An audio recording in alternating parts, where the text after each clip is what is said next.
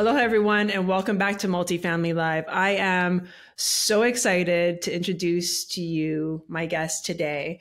So in Hawaii, we like to talk story. We like to tell each other what's going on, and it's usually in story form. And we love to gather around, usually with a little bit of music, a little bit of kanikapila, and catch up.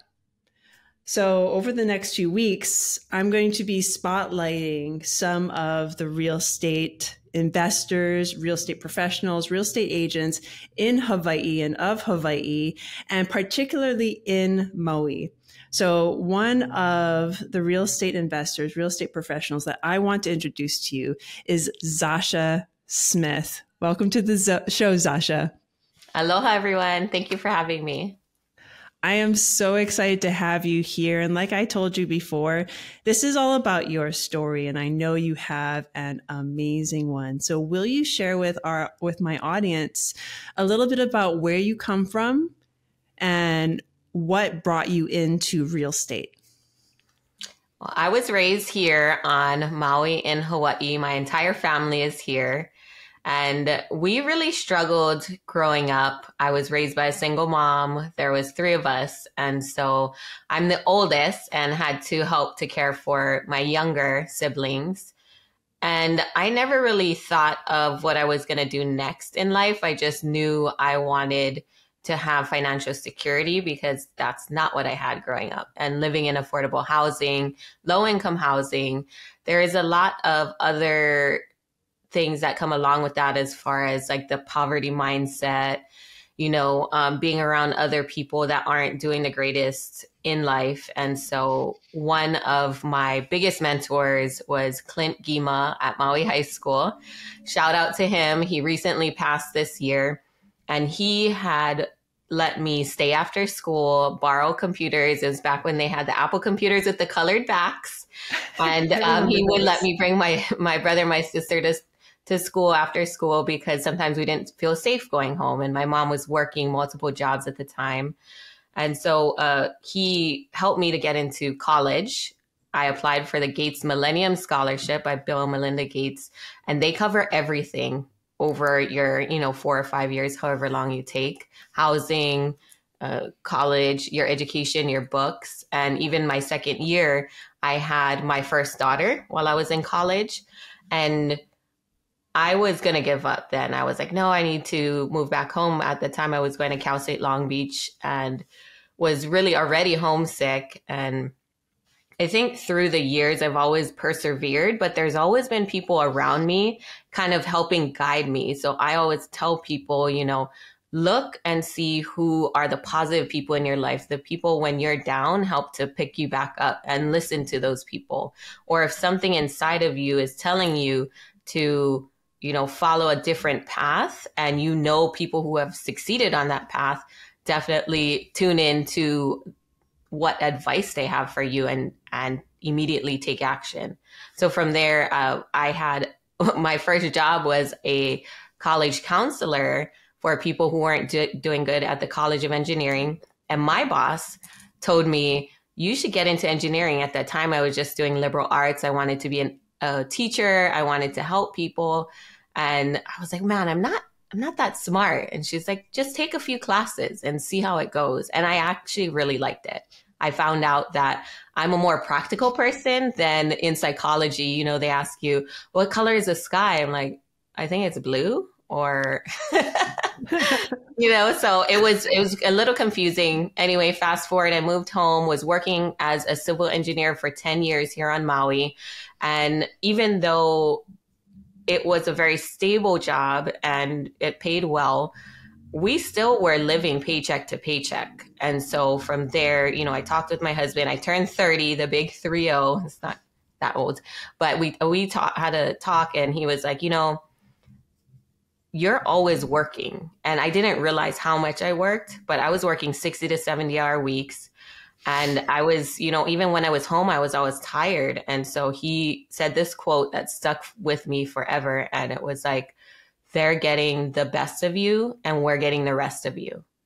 And so I remember thinking that when I was a child, you know, my mom always working and she had to work. I was choosing to work extra so that I could get promotions or could get up to the next pay scale. And I was managing, you know, $20 million projects, underground utility and construction plans for shopping centers, hotel renovations here, and subdivisions. So there was a lot on my plate, but that made me step back, and I ended up Googling, you know, like any millennial, how to quit your job and get rich.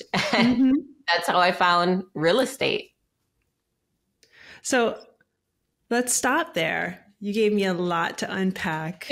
What a story of growing and persevering through guidance. You really touched base on having mentors over the course of your life. Also, what your husband said hit me in my heart. They're getting the best of you. We are getting the rest of you. I do want to take a moment because a lot of people would think to themselves, wow, Zasha was an engineer. She probably made bank as an engineer.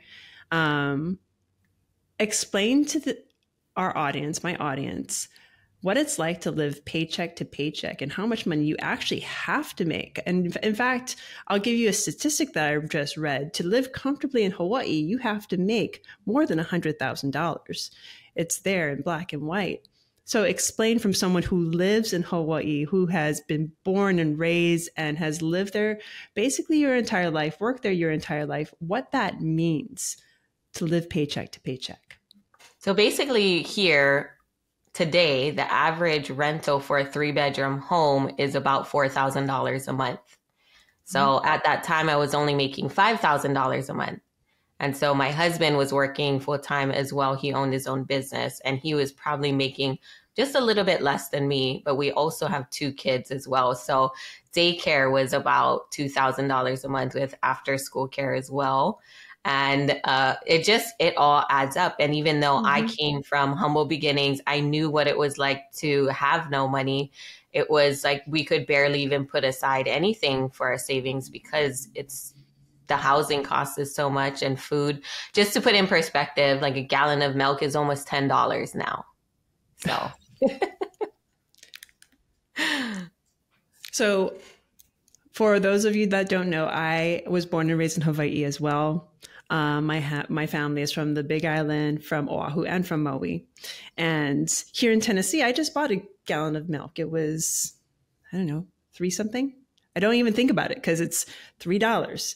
I have $3 in my wallet. I have $3 in my checking account. I can provide. In fact, I think I have 2 gallons of milk in my fridge because that's all my kids drink. $10 a gallon. Just think about the cost of living and just equate that. Think about that price and think about everything else, bread, gas, just the basic standard of living to have to live and like live, not even just comfortably, just live in Hawaii.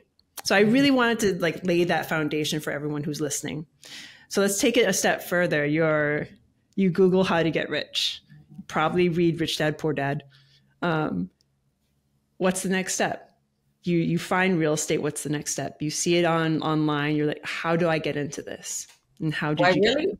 I really started listening to Bigger Pockets like every single day whenever I was in the car. My kids were kind of sick of it because they're like, can we listen to some music?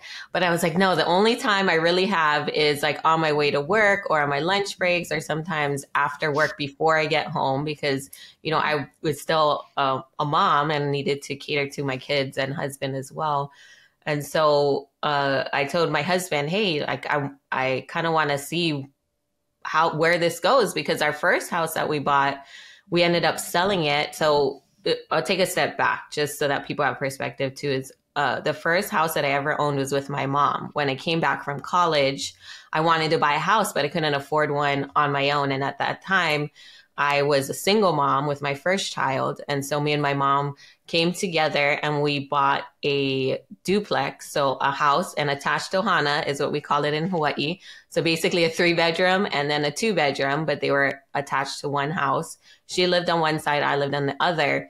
And then when she moved out, she moved to Molokai for a job opportunity. I ended up renting her unit and then also renting a room in my unit. And that's how I was able to cover all my expenses. And I was like, there is something to this real estate thing. And when she ended up moving, she was going to move there. She's like, oh, I need money and I want to buy another house. And so we ended up selling that house. And we made $150,000 each tax free, because if you live in it for the past 2 out of the 5 years and it's your primary home, then when you sell it, you can, take the profits up to a certain amount and not pay taxes on it. So after that, I used that funding to purchase our next home, which is a foreclosure with my husband now. And when we purchased it, it's funny because, like you mentioned, I always say I'm always really good at being genuine, but also asking questions. So we bought it, we fixed it up for 80 grand. This is before I knew like what real estate investing was. I was just kind of using my primary homes to afford to live, because it was cheaper to buy than to rent. And I went into the bank and told one of the tellers, like an auntie, if you live in Hawaii, you always go to the same bank, you go to the same stores, you know everybody who works there. And so I was and like, they're all your aunties. Yes. Even though we're not related, it's like, auntie, we just put all our savings into this house to buy it. We fixed it up. And, it's what we could afford. And she was like, do you know if there's equity in the home? I was like, what is that? It's like, well, basically, if there is an extra value in the home, you could potentially refinance and get, some of your money back, or get a home equity line of credit and have access to that money as well. I was like, wait, so they'll give me my money out of a house? And I didn't really understand.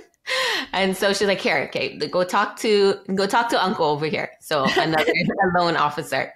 But I was just very, keen in asking questions or telling everybody. I've always told everybody kind of what I was doing or what we're trying to do, because I know that there's people out there with extra resources.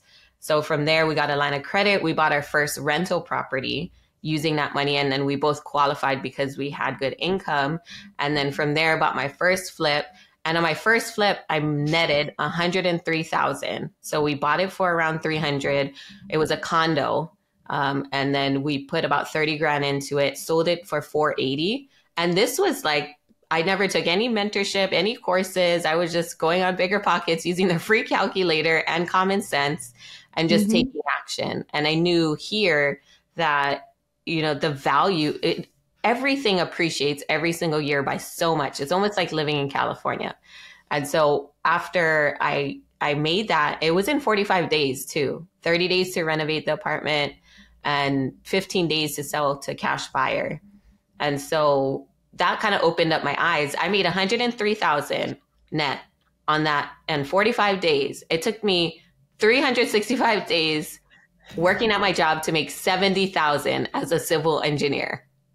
It was kind of a no-brainer that I only had to do one of those a year in order to offset my income. See, like I've been in the real estate industry for a while, and just your story has rendered me speechless, because that's the power of real estate though, right? And finding and working within your niche.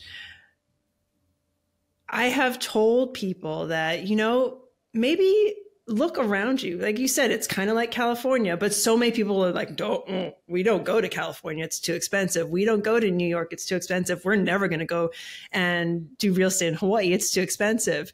Great. Let Zasha do it. Because obviously she figured it out, went to Bigger Pockets, didn't hire mentors, used her own brain and figured out the math and saw, okay, A minus B equals C. I can do this. So what an amazing story. You started to flip houses. You have some rentals. What's next for you though? Because give me the year this is. Like, where are we right now? Yeah. 2019. So 2019, that happens. What was the next step for you? Where have you grown since then? So 2020, I ended up quitting my job right before COVID. So I don't know if it's a blessing in disguise, because that bridge was burned and everything shut down. But I ended up buying a few smaller multifamilies. So today I own 17 rentals on my own, most of them here in Hawaii. And a lot of them are rented to people on rental assistance or Section 8. So I like to always let people know too, is that you can build wealth while making an impact. And for me, it was very important that I was able to give back to the people that were in my mom's situation. And because I was able to find these deals, I'm now able to rent to people that are below market value and that really need a place. And so far, I've done about 23 flips on my own and with partners, and netted over $1 million on those. And now getting into the multifamily space. So last year, I was actually in a lot of the positions that limited partners are in, or like high paid professionals are in. And they're like, man, we're paying all these taxes. And then so for me last year, it was very difficult to find good rentals. I like to use a BRRRR strategy where you buy a home, you renovate it, you rent it out, and then refinance and then repeat that process. So a lot of my homes too still have equity, and I was able to get most of my money out for my rentals. And so when I was looking for more, I really couldn't find any deals. The market was so hot. And so one of my other friends who I had connected with, and they were potentially going to be a private lender for me, they were like, hey, we're actually getting into multifamily, to these bigger projects. Are you interested in that? I was like, oh, I didn't even think about that. And so when they told me about the tax benefits, and they were actually forming a group of them that could bring capital to a deal and then negotiate a higher position in the deals, I was like, oh, that sounds better than being a limited partner. So I get a little bit more equity. And for me, I've raised probably majority of the projects that I've done, fix and flips, I've raised private money for. So I've had to raise probably about 2 or 3 million at one time. And that was private money, just, from everyday people, individuals that want a return on, my projects for lending the money. So it's kind of used to that mindset already. And because Hawaii is so expensive, they're like, oh, they need an extra 200,000 for this raise. I was like, okay, I know a person who could give that. So it was just like, they were surprised that just being newer to the commercial real estate space, I wasn't scared to raise money or talk about money because that's what I was already doing. And so I got into 4 different syndication deals, so 100 to 200 unit apartment projects all over Texas and Florida, and became a co-GP. So we negotiated a higher position in that deal. And then now we just formed a fund, Rise Capital Investments, where we are debt and equity fund. And so we are able to kind of get into debt as far as like lending on single family fixed and flips, while also investing into bigger apartment deals for equity as well. I can't stop smiling. So for all my listeners right now, and I know you're following, you're probably stopped in traffic, hopefully, or you've pulled the car over because your mind is exploding right now. I mean, think about where Zasha came from. With a single mother, became a single mother herself, used her brains and had mentors along the way pushing her. And she listened. And then she gets into real estate. She does it right. She does her numbers correctly. And now she is in multifamily. I want you to kind of dig into your mindset right now, because I heard you say this a few times, that I wasn't scared. I'm sure there was a bit of fear there, but I'm going to call this the no scared mentality. No, you can say, no scared 'em, go get 'em. Yes, no scared 'em, go get 'em mentality. Talk about that.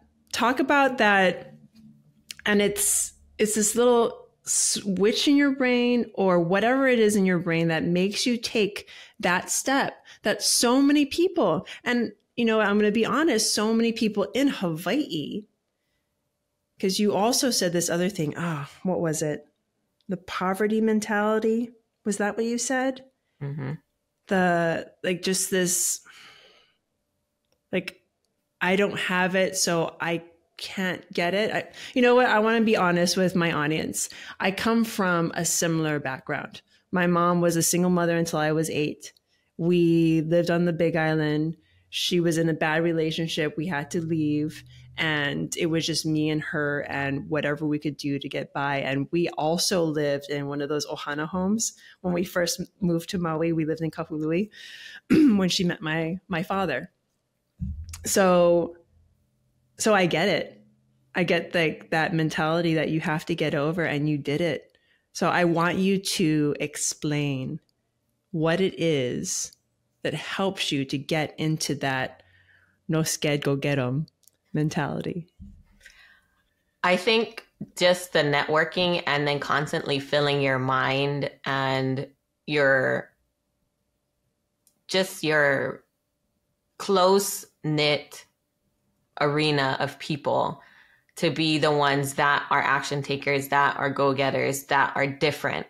So getting out of your comfort zone definitely helped me. A lot of my family and friends still don't invest, and that's fine. But I make sure that I attend all the meetups. I go to conferences. I go and meet people that are doing way more than me, or things that are different that I am scared to do, but I see them doing it. So that gives me more confidence to actually do it. But also you have to have a strong reason why. A lot of people talk about this, and being from Hawaii, they're always like, oh, it's you're so hippie when I talk about affirmations and, and, it really is mindset. Like I was stuck in okay, I got to get a good job. I got to be a doctor, lawyer, engineer to live in Hawaii. And that's the only way. You got to go to college. And then you got to work for the rest of your life. Then you can retire when you're old. You go on the cruise ships or whatever you do. I'm like, but I don't want, you're barely mobile at that point, right, in your life. And so I knew I wanted something different. And I think it was just that click in, I turned 30 and I was like, I wasn't really spending time with my kids. So that was a strong reason why I wanted to pursue something different, was because I wasn't spending time. I wanted to buy my time back somehow, not trade time for money. And I think just a shift of, my husband really encouraged me because he was an entrepreneur himself, but I was always the one, even after I made that $103,000 on my first deal, I was like, oh, I can't quit yet because our health insurance, you don't have health insurance because you're an entrepreneur. So I got to keep it. And so one of my first mentors, Ryan Pineda, he does fixing and flipping majority of the time. And I was one of his first students as well. So it was great because it was a small knit. I think there was only 8 of us in his mentorship. But he told me, you're going to let $1,800 a month stop you from spending more, to being able to spend more time with your family and really making a difference on the world.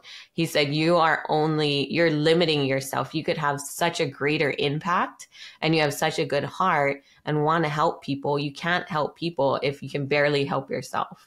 And so that has always just stuck with me, is thinking of the people. Even when I move people, I still self-manage my own rental properties here because I kind of like seeing the people move in or talking with people before, as they apply, and we set up conversations and seeing where they're at, or just reminding myself, okay, this is where I came from. And so I have to be mindful whenever I am investing that I need to keep that at the forefront. My goal at the end of all of this is to be able to build truly affordable housing in Hawaii and help the local people and get through all this red tape. And I do fix and flips. Now, if I do new builds in Maui, it takes 2 to 3 years to demo a house, to get all the permitting and to actually build it. And it's because the permitting process takes so long. So I'm trying to find a way to work with the officials to get it faster, because by the time a subdivision gets built, because I've been in the engineering side of it, I know it takes 10 years for them to do the full build out, from planning to getting all the approvals to building it. And in that 10 years, prices have gone up. So now an affordable house that they had planned to build, maybe basic models go for 400,000. Now they have to go for 8. Because it took 10 years to actually build it out. And 800,000 is not affordable housing. No, it's not. And thank you for explaining that, because I remember when I first got into fix and flips, I did it in New Jersey, and its permitting process is almost as bad there. And those that are in other markets that it's just easy to go through permitting, it doesn't take as long. They look at places like Hawaii, like New Jersey, like New York, like California, like they're like, why does it cost so much? Why is it taking you so long? I've done 300 flips this year and you've done what, 3? Like, what's that about? And you have to explain to them, and this is for my audience too, there are markets out there that takes a little bit longer. But you saw the numbers. You heard the numbers that Zasha said. There is money to be made. She is just trying to find a better way to do it. And I loved what you said, that Ryan said, you can't help people if you can't help yourself. And I love your why, that you want to build truly affordable housing, that you want to educate people, that you want to let people know that there is a better way.